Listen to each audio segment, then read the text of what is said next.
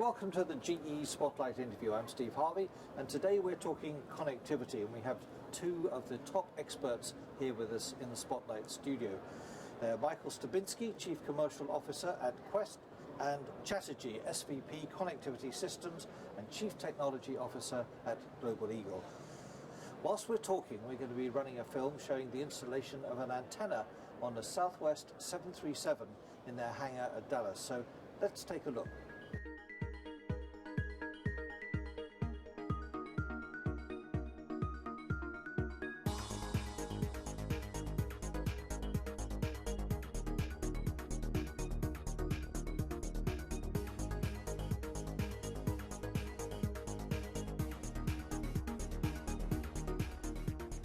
Good start. Now we'll be returning to them during the program to see how they're getting on. But Michael, if I can turn to you first. This is a picture we're showing now of your brand new antenna, which you've been developing for installation when? I think the installation will commence mid to fall next year, so 2016. In terms of development right now, we're pretty well on track. We are assembling the first hardware in terms of testing and everything, so we are on a good track. Chatterjee, if I can turn to you, you're Chief Technology Officer. Are you pretty excited about this new antenna? I'm extremely excited, as Michael knows. We started this thought, if you will, almost this time last year. Went through a vision cycle, tried to figure out how the next generation would really prove its name.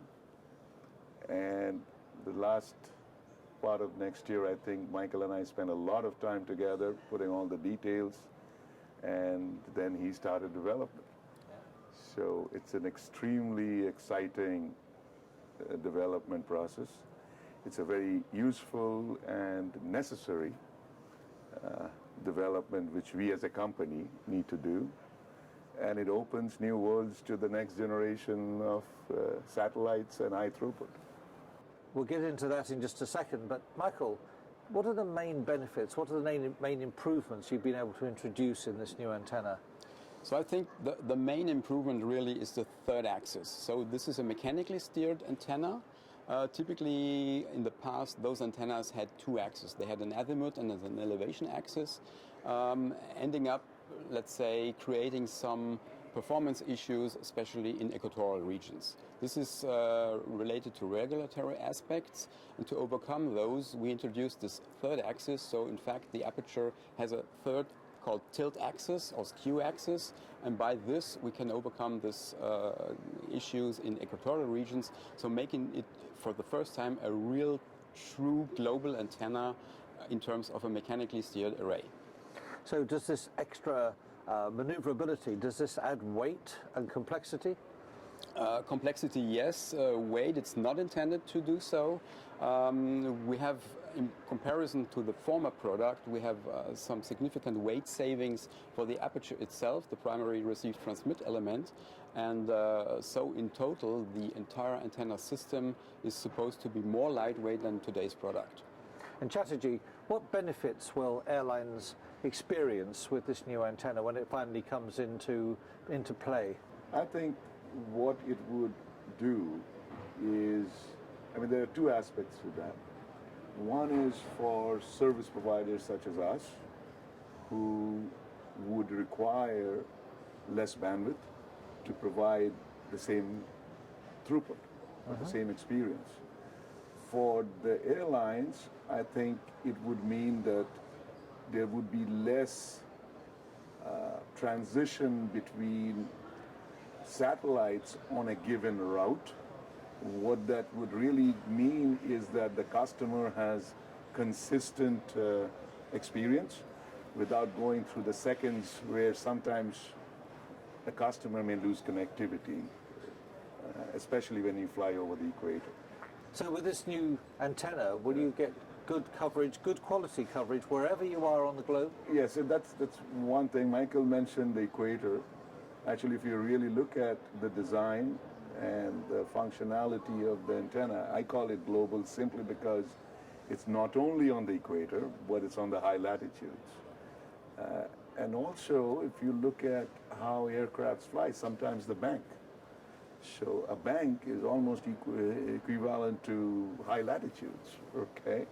So it has a very consistent performance characteristic wherever you travel or wherever you fly over the globe.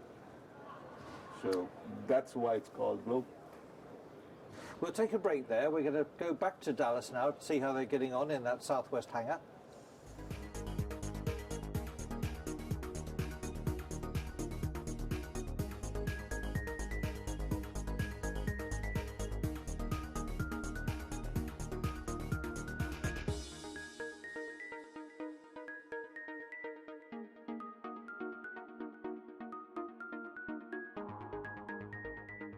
They're doing a good job there. Let's hope they can get it finished before the end of the interview. Michael, if I can turn to you now. What's involved in the development of a piece of kit like this? How long does it take and how many people are involved in the project? So let me give you a little bit of a history of our company. I came to the company some 10 years ago, and I found a bunch of 10, 12 engineers. Meanwhile, we are a company comprising around about 60 people. So obviously it's about engineering, and let's say it's about generating ideas. It's about promoting these ideas in the industry. So typically the way we work is not sitting there and waiting for somebody to give us a spec and to fulfill that spec. So we start way ahead. We kind of promote our ideas to the industry, to our business partners. We kind of try to push the limits together with them. And at the end, we agree, of course, with our customers on a specification, which we then implement in terms of hardware. So I'd say the whole process of idea generation and promoting can probably take up to 2 years until we start with a specification. From the moment we get the specification, typically we have a phase of around about 12 to 18 months before we really get the first hardware on the table. And what about testing? How long does that take usually? I mean, testing is done in parallel in a certain way. Of course, at the end of the day, you have to pass the 160 certifications. So this is, of course, then coming after these development phases. Typically, depending on the amount of resources you put in that can take up to a couple of months until you are through all those tests. Chatterjee, we've been watching the installation of the antenna on this Southwest aircraft. What are the main problems, what are the main issues in doing an installation like this? You got to be right the first time.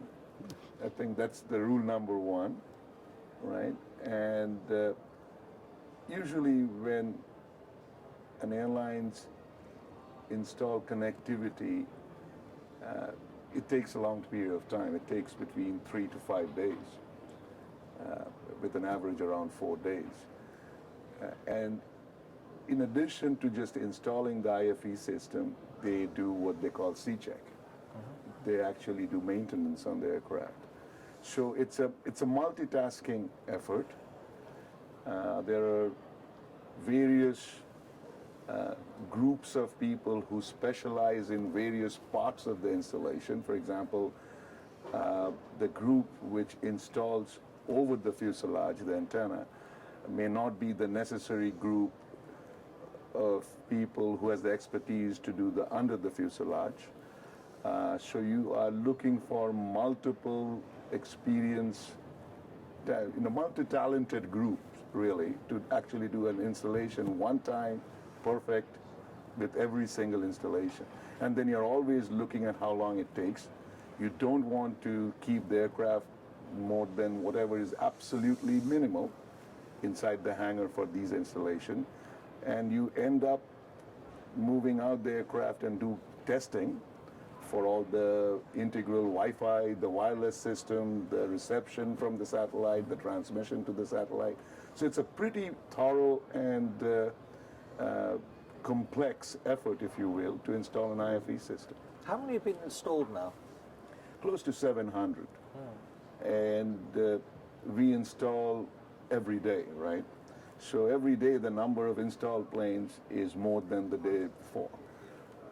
And with multiple customers we have, and we are installing in multiple places of the globe every day. So it's quite exciting. Let's just nip back to that Dallas hangar and see how they're getting on.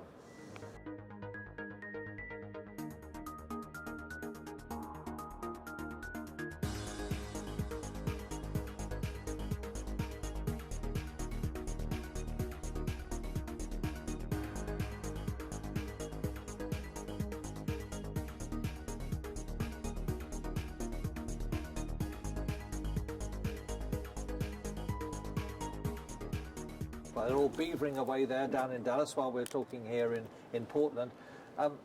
Michael, can I turn to you now? There's been a lot of discussion about the various pros and cons of KA and KU satellite bands. What's your thoughts on that? So as a technology supplier to the industry, I have to tell I'm agnostic on that. So to me, that's a carrier frequency. Basically, the one has pros and cons, the other has pros and cons, and depending on let's say the specific characteristics of let's say a given service providing scheme, it's either or. I think our company is good at both. So you probably know we have customers in both domains. So that's fine for us. Would your antenna work with both systems? This particular one, no. So of course, in the design, you have to make a choice. It's either a KU band antenna or a KA band antenna. But I mean, let's say the expertise in our company is such that we can really design high-performance antennas for both areas of application. Will we ever get to a situation where you'll get the same kind of broadband service that you might expect these days in your home or perhaps in a hotel? I think you would. It would obviously depend upon what application the passenger is using. I think it is fairly accepted that streaming would be very popular. It is very, very acceptable for social media applications, both from the satellite to the aircraft as well as from the passengers inside the aircraft through the satellite to the ground. So I think that's what it's coming down to. A living room experience at some point of time. Coming to an aircraft Coming seat to near an you? aircraft near you. That's exactly right. Michael, would you agree with that assessment? Let me put it that way. I'm often given the question, how much is the data rate your antenna can provide? And typically my answer is that's not the right question to ask, because I mean, at least our mission in QEST is to provide antenna technology that is not the limiting factor. I think if you look at the system as a whole, including modems, Wi-Fi responders in the airplane, the whole terrestrial network, you have to look at the entire system. So in terms of antenna, I could easily pop out throughput numbers, which are definitely comparable to what you have at home. The problem is, what is the rest of the system capable of digesting? I mean, we have made some calculations, basically the antennas, and this is regardless of KU or KA, and we design, they can basically take the full data rates of a transponder. So this could be up to 4 gigabits per second. The problem is, you have to manage those 4 gigabits by using the right modems, the right quantity of electronic data processing devices behind that. So it's not an antenna issue. So from an antenna point of view, I definitely confirm, yes. Gentlemen, thank you both very much for joining us today on GE Spotlight. It's been fascinating. I've learned a lot, and I hope our audience has as well. Just a minute, we'll go back to that Dallas hangar and see how they're getting on, hopefully finishing off the installation of that antenna on the Southwest plane. But for now, Michael, thanks so much for joining us. Steve, thank you. It's been great talking to you. Thank you very much indeed. Thank you. Thank you.